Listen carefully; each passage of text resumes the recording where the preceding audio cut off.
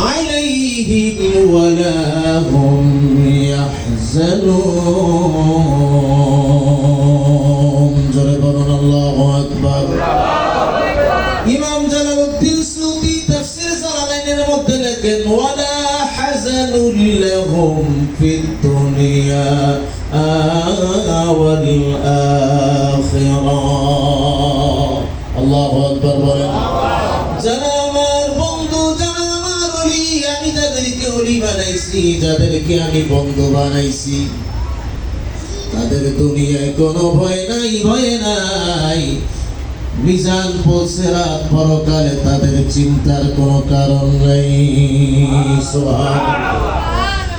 আল্লাহ পাক বলেন আমার বন্ধুদের কোনো ভয় নাই কিয়ামতের ময়দানে মিজান পৌঁছেরাত কোন জায়গায় তাদের কোনো পেরেশানি নাই টেনশন নাই সুবহানাল্লাহ বলেন সেইখানে কিভাবে এই মৌলবীরা বলে তিনিও যেমন মানুষ আমিও তেমন মানুষ নাউজুবিল্লাহ বলেন এইজন্য মাঝে মাঝে বলি যারা জ্ঞানী যারা বোঝে তারা শুধু ইশারায় নাদানের বুঝাইতে কে পারে কোথায় নাদান যারা ইহুদি নাসারার দালাল যারা টাকা পয়সা খেয়ে দুনিয়ার আখির গুছানোর জন্য মানুষের ঈমান নষ্ট করার পায় তারা করতেছে আর হযরত শাহি বাগদাদি রাহমাতুল্লাহ আলাইহি খাজা গরিব নওয়াজ হযরত গাউস পাক আব্দুল কাদের জিলানী সুম্মা গিলানী পীর লাসানী আমার বড় পীর আব্দুল কাদের গাউসুল আযম জিলানী মাহবুব সুবহানী কুতুব রব্বানী শেখ মীর আবু সৈয়দ আবু মুহাম্মদ আব্দুল কাদের জিলানী সুম্মা গিলানী রাহমাতুল্লাহ আলাইহি এবং তারিক আলী শাহ চিশতি রাহমাতুল্লাহ আলাইহি তারা এই জগতের মধ্যে নিজেদের ইচ্ছা আসেন না আল্লাহ কয় আমি তাদেরকে পাঠাইছি সুবহানাল্লাহ আর জোরে বলুন না সুবহানাল্লাহ আমার ভাইয়েরা বন্ধুরা আমার আল্লাহ পাক বলেন আল্লাযীনা আমানু ওয়া কানু ইয়াত্তাকুন ঈমান আনার পরে তারা মুত্তাকি হয়েছে মুত্তাকি কেমনে হয় শুধু পাঁচ ওয়াক্ত নামাজের দ্বারা নয় রোজার দ্বারা নয় এখন দেখা যায় নামাজও পড়ে সুদ খায় ঘুষ খায় নামাজও পড়ে নবীর শানে বেয়াদবি করে ওলি আল্লাহর শানে বেয়াদবি করে কথা বলেন ঠিক কি না হযরত শাহি বাগদাদি রাহমাতুল্লাহ আলাইহি বাগদাদ শরীফ থেকে গাউসে পাকের হুকুমে এই বাংলাদেশের জমিনে আসছেন ফরিদপুরে প্রথম এসে ওখান থেকে আবার এই মিরপুরে এই জমিনের মধ্যে এসে আল্লাহর সান্নিধ্যে চলে গেছেন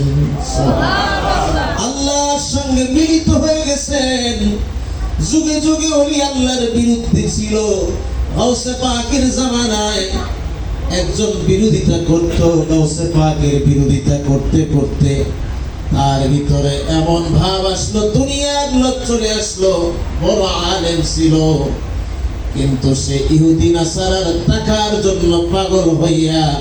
ইহুদি বাদশার মেয়ে বিবাহ করার জন্য পাগল হয়ে গেছিল 2000 মাইল দূরে তার নাম ইমাম আন্দলুসি রাহমাতুল্লাহ আলাইহি ইমাম আন্দলুসি রাহমাতুল্লাহ আলাইহি গাউসে পাকের বিরোধিতা করলো বন্ধ করলো কত কিছু বললো নাউজুবিল্লাহ বলেন কিন্তু গাউসে পাক আব্দুল কাদের জিলানী সুম্মা গিলানী রাহমাতুল্লাহ আলাইহি ওযু করার সময় আসরে ওযু করবেন মুরিদ যখন পানি ঢালতেছে এক আজলা পানি এইভাবে ছিটায়া দিয়া বলে তওবা করো সুবহানাল্লাহ বলেন পানি ছিটায়া দিয়া বলে সাবধান তওবা করো তুমি তো ঈমান হারা হয়ে যাচ্ছ মুরিদ জিজ্ঞেস করে হুজুর আমার এই খেদমতের এত বছরের জীবনে আমি কোনোদিন এরকম দেখি নাই কোথায় পানি ছিটাইলেন এত দূরে পানি যায় নাকি গাউসে পাক আব্দুল কাদের জিলানী পীর লাসানি জবাব দিতেছে, আমি পানি ছিটাইলাম 2000 মাইল দূরে, একজন আলেম হইয়া দুনিয়ার মোহে মায়ায় পড়ে খ্রিস্টানের মেয়ে বিবাহ করার জন্য, বাদশার মেয়ে বিবাহ করার জন্য, মুসলমান ধর্ম ত্যাগ করার এমন অবস্থায় পরিস্থিতিতে পড়ে গেছে, কিছুক্ষণ পরে সে খ্রিস্টান হবে, বাদশার মেয়ে বিবাহ করবে। এই জন্য আমি পানি ছিটাইলাম তাকে হুশ করানোর জন্য। পানি ছিটানোর পরে হুশ যখন ফিরে আসলো, দুনিয়ার সব কিছু ফেলে দিয়ে 2000 মাইল দূর থেকে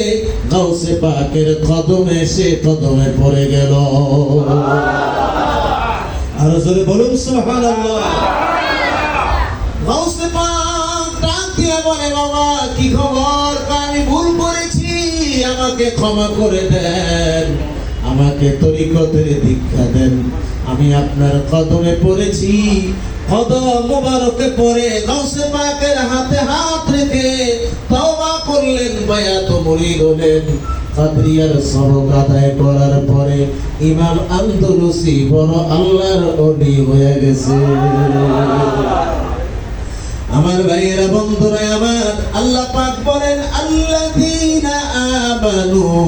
ওয়া কানু ইয়াত্তাকুন। ঈমান আনার পরে মুত্তাকি হয়েছেন, মুত্তাকি ওলি আল্লাহরা মুত্তাকি হয়েছেন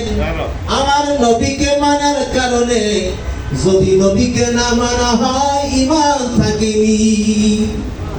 কথা বলেন। আমাদের দেশে এক ধরনের ঘোমটাওয়ালা মৌলভী ভাই রয়েছে, তারা বলে মক্কা, এখন হাজী সাহেবরা মক্কায় আছে, কালকে মিনার উদ্দেশ্যে রওনা হয়ে চলে যাবে। কথা বলেন ঠিক কিনা? মিনার উদ্দেশ্যে